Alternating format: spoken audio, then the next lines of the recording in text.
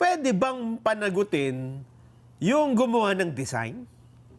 Ayun nag-originate, oo. Kasi ang sinisisi ngayon ay, bukod dun sa truck, ayun naggawa ng design. Totoo. Sino nag-approve niyan? Tama po ito. Oo. At kung yan ay in-approve nyo, nasunod ba yung hinihingi sa kontrata? So therefore, I therefore conclude, kung ito ay disenyo, and then doon sa 2014 yan.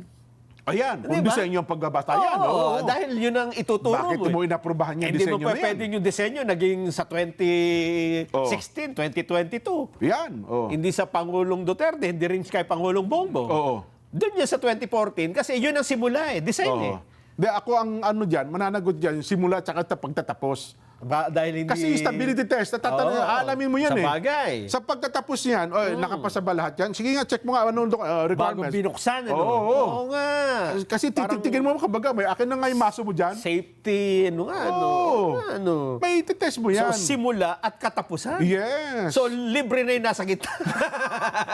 Hindi, ang problema sa gitna yung kumulapso eh. Hindi na pwede sisihin si Pinoy kasi patay na.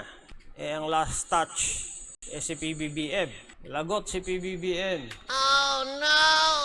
Bakit yung pinabuksan ng tulay kung mahina pa?